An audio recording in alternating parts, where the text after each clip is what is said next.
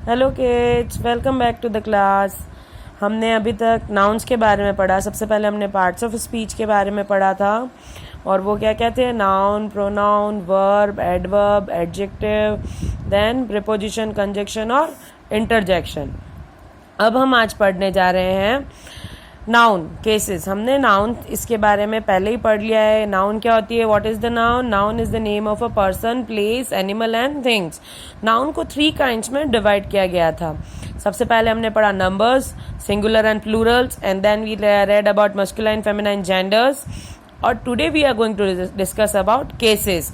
Case संज्ञा का कारक मीन्स, यहाँ पर मैंने हिंदी में बताया है रिलेशन। आप पता है हमें संबंध क्या होता है, किसका किससे क्या संबंध है, वह हमें केस बताता है। इसको हिंदी में कारक भी कहा जाता है।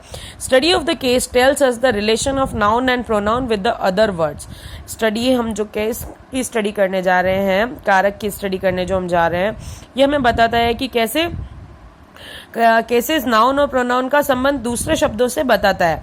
Just like read, Nikita has written an essay. Nikita ने एक ऐसे लिख लिया है। इस वाक्य से हमें सीधा सीधा समझ में आ रहा है कि निकिता ने अपना निबंध लिख लिया है। Ishaan learned his lesson. Ishaan ने अपना लेसन याद कर लिया है, पाठ याद कर लिया है।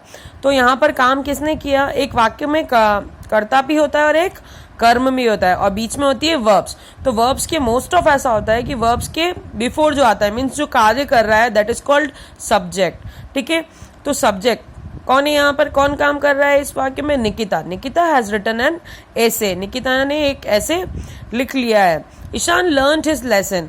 ईशान ने क्या लर्न कर लिया है? उसका लेसन। तो लेसन यहाँ पर उसका ऑब्जेक्ट है, और निकिता इस वाक्य में सब्जेक्ट है। इस वाक्य में भी ऑब्जेक्ट है ऐसे, लेकिन हम यहाँ पर नॉमिनेटिव केस ढूंढ रहे हैं, और यहाँ पर हमने ऑब्जेक्ट प्राप्त किया है। अब यहाँ पर हम पढ़ने जा रहे हैं केस के 3 प्रकार। सबसे पहले आता है nominative case. Nominative means case means कर्ता संबंध कारक जो होते हैं, कर्ता के जो संबंध से जो वाक्य बनता है उसे हम कर्ता संबंध कारक कहते हैं। When noun is used as the subject of a verb, जब नाउन एक वर्ब का सब्जेक्ट बनती है, कोई भी क्रिया का सब्जेक्ट बनती है, तो यह नॉमिनेटिव केस कहलाता है। अब यहाँ पर आप देखेंगे, नीलू एट आइसक्रीम। नीलू ने आइसक्रीम खाई। नीलू कौन काम कर रहा है यहाँ पर? नीलू। तो Neelu is the subject here. So if you want to know about nominative case, I am going to describe it in a very easiest way, that how you can find it out. You can ask the question who or what. If you want to know a subject in a sentence, you will have to ask the question with who or what. Here we will ask who ate ice cream. किसने ice cream खाई? तो you will get the answer. किसने खाई? नीलू ने। तो नीलू is the subject. Now next sentence, next example. The question is wrong. Question गलत है। यहाँ पर क्या गलत है? What is wrong? तो what is the question? क्या है? What is the question to ask the nominative cases? Answer is the question is wrong. तो the question is subject here. Here Neelu is the subject. तो to find out the subject case or subject of a verb, put who or what before the verb. यहाँ simply आप जैसे verb दी हुई है इससे पहले लिख दिया who ate the ice cream, तो क्वेश्चन बन गया, और आंसर में आपको मिल गया नीलू। तो नीलू इज द सब्जेक्ट। फिर आपको एक क्वेश्चन का वर्ड और दिया है व्हाट। अब यहाँ पर कोई पर्सन नहीं है ना, that's why we are using what here, because person होता है तो हु हम यूज कर सकते हैं, लेकिन हु इज रॉन्ग नहीं पूछ सकते हैं, क्योंकि यहाँ पे पर्सोनिफाई नहीं किया गया है उसको। तो हु की जगह हम पूछेंगे व्हाट इज रॉन्ग, तो द क्वेश्चन इज रॉन्ग।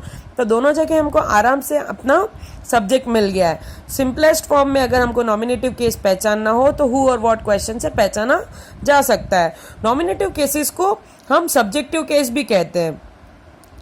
अगर आपको नॉमिनेटिव केस से रिगार्डिंग कोई भी आपको कोई इशू आ रहा है, कोई प्रॉब्लम आ रही है, तो you can ask me directly. अब हम पढ़ रहे हैं ऑब्जेक्टिव केस। आजकल के मॉडर्न ग्रामर में सिर्फ 3 केसेस ही हैं, नॉमिनेटिव, ऑब्जेक्टिव और पॉजेसिव केस। तो हम सेकंड रीड कर रहे हैं ऑब्जेक्टिव केस। ऑब्जेक्ट आपको पता ही है, आज तक हम लोग है ना सब्जेक्ट और प्रेडिकेट निकालते आए हैं सेंटेंसेस में, चैप्टर होता है अपना इवन एक्स्ट्रा अलग से। तो ऑब्जेक्टिव केस जो होते हैं, when noun is used as the object of a verb, it is called objective और एक्यूजेटिव केस। मीन्स जब ऑब्जेक्ट निकालना होता है, मीन्स एक वर्ब का कोई ऑब्जेक्ट होता है, हमें पता चलता है कि इट इज द ऑब्जेक्ट। तो हमको जब नाउन का कोई वर्ब का ऑब्जेक्ट होता है तो उसको ऑब्जेक्टिव केस कहते हैं। नीलू एट आइसक्रीम, नीलू एट आइसक्रीम, इसलिए हम यहाँ पर हमने पूछा है आइसक्रीम क्या है, यहाँ पर इसका ऑब्जेक्ट है। नीलू सब्जेक्ट और एट है हमारी वर्ब। तो वर्ब का इस चैप्टर में कोई इश्यू नहीं है, सिंपली हमको पता होना चाहिए कि वर्ब क्या है। तो वर्ब हमने पता लगा ली, वर्ब ये है, और इसके बाद आने वाला नॉर्मली ऑब्जेक्ट कहलाता है। हमने ये भी पता है, इतने टाइम से हम पढ़ते आ रहे हैं कि ऑब्जेक्ट जो होता है वो वर्ब के आफ्टर आता है मोस्ट ऑफ। यहाँ पर हमने पूछा है अपने आप से question, what ate Neelu, Neelu ने क्या खाया, नीलू ने आइसक्रीम खाई। तो ice cream was our objective case. To find out the object of a verb we put what और whom after the verb.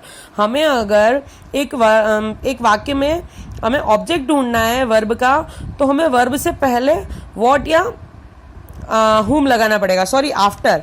We put what और whom आफ्टर द वर्ब। जैसे था नीलू एट द आइसक्रीम, तो नीलू at what, नीलू ने क्या खाया, ठीक है। तो इसी तरीके से हम अपना ऑब्जेक्टिव केस या एक्यूजेटिव केस भी ढूंढ सकते हैं। Now we are going to discuss about possessive case. When a noun shows possession, it is said to be in the possessive case. जब हमें एक नाउन बताती है उसका संबंध, उसका अधिकार बोध कराती है कि यह मेरा है या फिर किसी और का है, तो वह हमें पॉजेसिव केस कहलाता है। Meera's bag is on the table, example हम रीड कर रहे हैं यहाँ पर, मीरा का, Meera's, this is called apostrophe. ये क्या है, अपोस्ट्रॉफी, जो ऊपर है अपोस्ट्रॉफी एस कहा जाता है। नॉर्मली पॉजेसिव केस में अपोस्ट्रॉफी एस का ही यूज होता है। Meera's bag is on the table, Meera का बैग टेबल पर है। The dog bit the cat's tail, dog ने कैट की पूंछ को काट लिया। तो यहाँ पर ये क्या बता रहा है हमें कि मीरा का बैग और कैट की पूंछ, ये भले सब्जेक्ट की प्लेस पे और ये भले ऑब्जेक्ट की प्लेस है, लेकिन फिर भी ये संबंध बता रहा है, अधिकार बोध करा रहा है, इसलिए इसे पॉजेसिव केस कहा जाएगा। या तो अपोस्ट्रॉफी एस हो या फिर ऑफ का अर्थ आ रहा है, तो वो हमें हमेशा पॉजेसिव केस में ही अंडरस्टूड करना है उसको। Next note, I am telling you that to find out the position use whose word. तो whose bag is on the table, Meera's bag, तो Meera's is the possessive case, Meera's. And now the dog bit the cat's tail, now dog bit whose tail, तो dog bit cat's tail, got it। Simply आपको तीनों cases जानने के लिए हमने आपको तीनों वर्ड्स बताए गए हैं, तीनों WH वर्ड। सबसे पहला है हमें पहचानने के लिए हु और व्हाट यूज करना है नॉमिनेटिव केस के लिए। अगर हमें ऑब्जेक्टिव केस यूज करना है तो उसके लिए हमें व्हाट और whom का यूज करना है, लेकिन वर्ब के बाद, ये ध्यान रखना है। और यहाँ पर हम और पॉजेसिव केस जानने के लिए हुज का प्रयोग करेंगे। अब यहाँ से आपको लिखना नहीं है, सिर्फ अंडरस्टूड करना है how to form the possessive case in the case of singular nouns. अगर सिंगुलर नाउन्स हैं तो हम एपोस्ट्रोफी एस डायरेक्ट लगा सकते हैं। ये देखिए आप, the house of my uncle, तो हम इसका पॉजेसिव केस बनाएंगे। कैसे बनाएंगे, जो लिविंग थिंग है, जो लिविंग थिंग है उसके साथ अपोस्ट्रोफी एस लगाया जाता है, हमेशा ये ध्यान रखना है।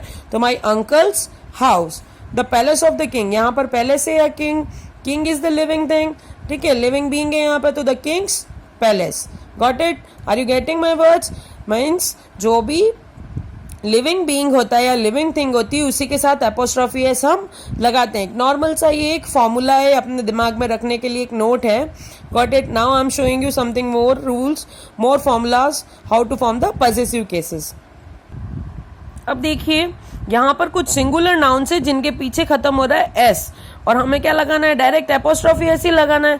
तो हमको प्रोनाउंसिएशन में बहुत प्रॉब्लम हो सकती है। इसके लिए हम कैसे लगाएंगे, मिस्टर दास कार, तो हम रीड तो कर रहे हैं दास कार, इसका मतलब एपोस्ट्रोफी तो लगा है लेकिन हमने अलग से एस नहीं लगाया, तो ये भी राइट है। और अगर हम ये लिख रहे हैं कि मिस्टर दासस कार, एपोस्ट्रोफी लगा के एस भी लगा रहे हैं, तो ये भी राइट है।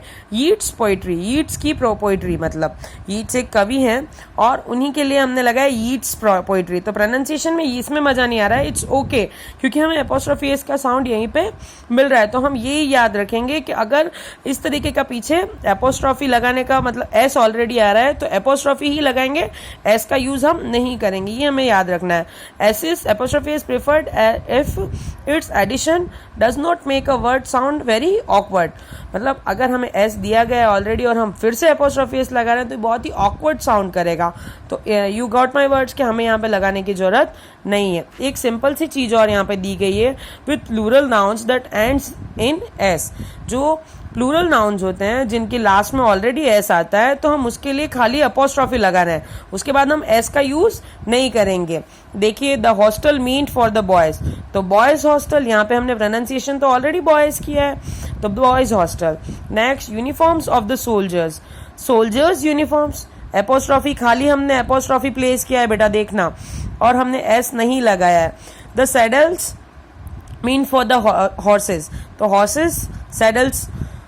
With plural nouns that do not end in s we use apostrophe s। अब देखिए यहाँ पे कि जो भी plural nouns हैं जो कि हमें जिसके साथ s नहीं लग रहा है एंड में, वहां पर हमने उसका प्लूरल फॉर्म करते हुए apostrophe लगा के s भी लगाया है। The club for men, तो men's club। The books for children, children's books। The college for women, women's college। Got it?